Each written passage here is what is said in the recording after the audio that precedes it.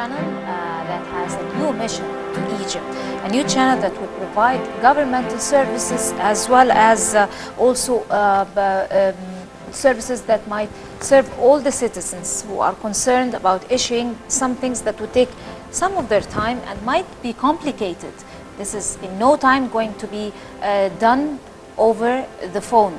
Of course, we're going to know more details. It's going to be done over the cellular phones, and we're going to know more details with our guest now live in our studio, Mr. Ashraf Hassan. He's acting Minister, Ministry of State for Administrative Development. He's going to tell us how is this going to happen, and is it going to be reality that we're going to be finally relieved from the hassle of going back to places, offices and for governmental services and taking our time, and also the procedures, the very lame procedures of carrying out those missions. We're going to find it all now with Mr. Ashraf Hassan. Good morning. Good morning, and thank you very much for joining us, sir. Now, whenever we talk about governmental procedures here in Egypt, it has become a tradition, and has become very widely known that it's very slow, it's very complicated, and it never gets done.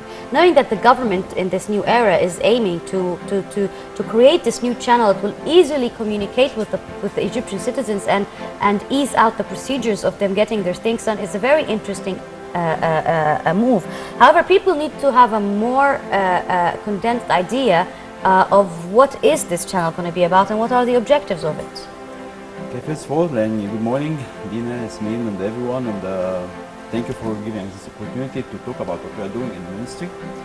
In our ministry, Ministry of State for Admin Development, we have a strategy to avail services, government services, to citizens using different channels.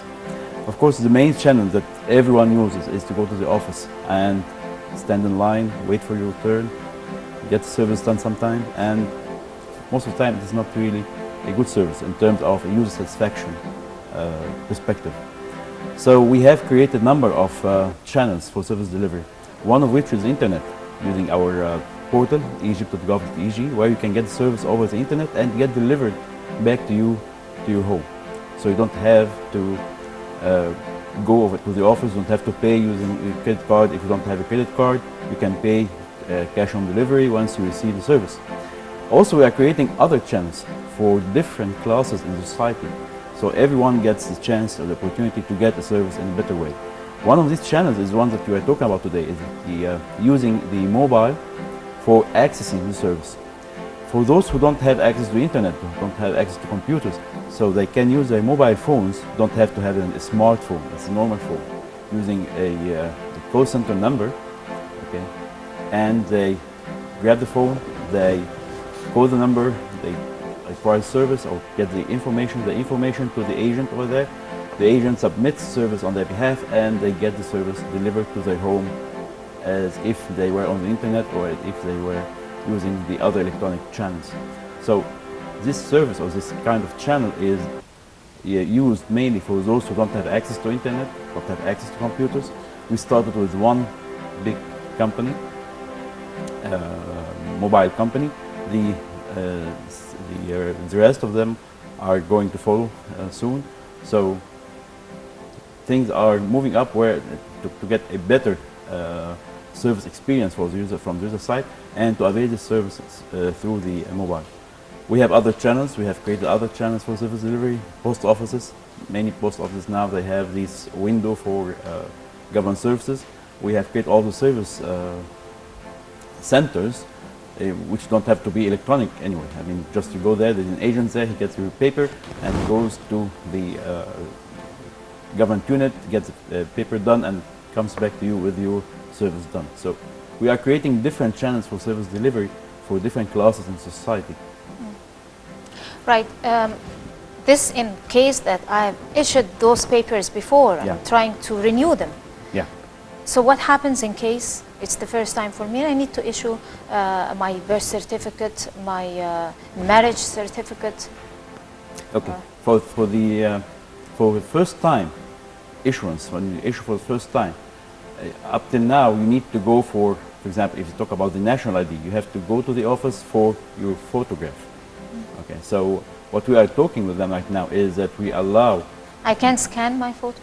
over? No, they have to take it in a certain format because they link it together with your data, and they have a system for doing that. So this only works for people who are renewing their yeah, but papers. what we're doing now with the Ministry of Interior and the Civil Service Organization is to allow the citizen to fill in the form of the internet and to get a number and a date for a photo interview, and they send a copy, a camera for them to photo them and get the data to the ministry, process the data and get the ID done and send it back home. So we are talking with them that even for those who are issuing for the first time, they don't have to come. In case they need to review some paper, they can get this paper while you are either getting the photograph or while you are receiving your national ID. So there is a continuous dialogue with the different government entities who are providing this kind of services to make service more simpler and more accessible to citizens through other channels.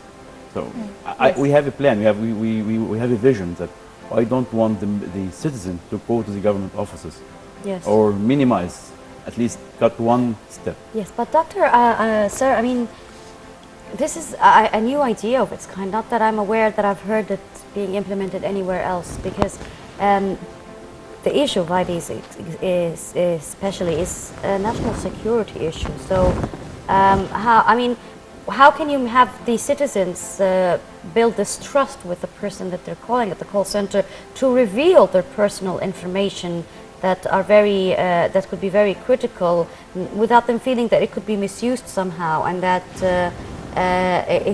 it actually will go to the government area, and you will receive what you need to receive from this service? For renewing your ID, there's no really what you can call personal information, because most of the information required are the information that are on the card. So there's nothing really related to your job or your marital status or whatever.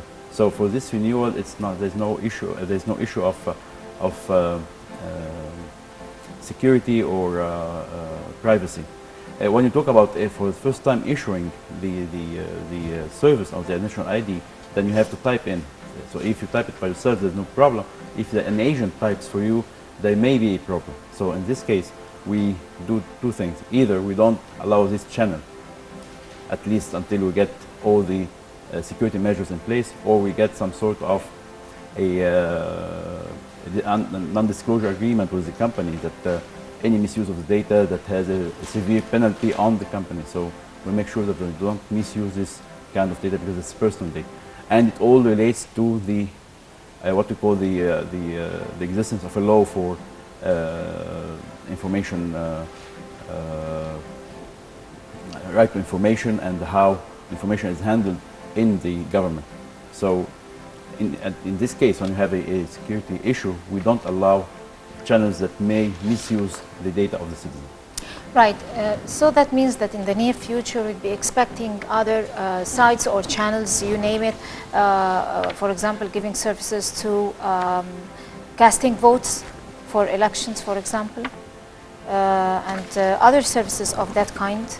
In terms of technology, all these channels are kind of available, and they especially can be that the elections are on the doors, and probably you might Yeah, have but something to do with that. now we are doing something on regarding this kind of elections, coming elections, the parliamentary elections, but not about using mobile phones for voting. It's not for that, but for the preparation of the voters database that we are using now. And if you go to the website elections2011.eg, you will find a number of services. You just type in your national ID, you know exactly where your constituency is. And next time, I mean, next month, we'll have also where exactly you are going to vote. That's interesting. Now, final question, sir. That's concerning the service. We spoke about the service. We spoke about the citizens. Now, let's talk about the human resources who are going to be delivering the service for the citizen through this new channel. Are they going to be taking certain training sessions? Are they going to increase the number of human resources as part of curing the unemployment rate here in Egypt? How exactly is it going to work concerning the human resources?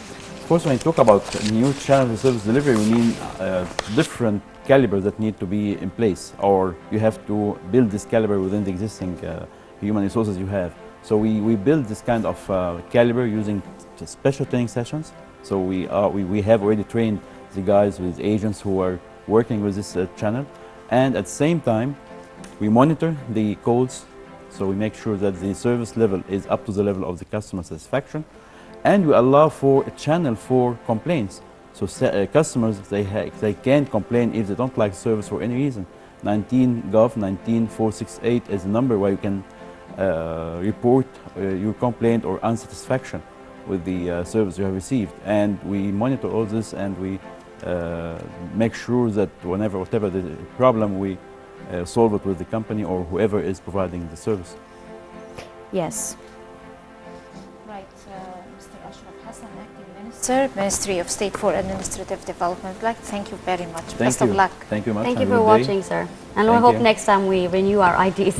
I hope it's so. going to be a very to be a pleasant experience. smooth and easy service. Yeah, we have to transform it into a pleasant experience. So no more long lines and queues in front of... Whenever you have more channels, you decrease the number of people standing in line. Yeah, I hope you apply a new service also that would go somewhere in Tahrir, building the Mujamma Tahrir, and then that would also reduce the thousands entering in and out. We'll see that also. Yeah, thank you very much. Thank you. And I guess it's time now for our special report coming up.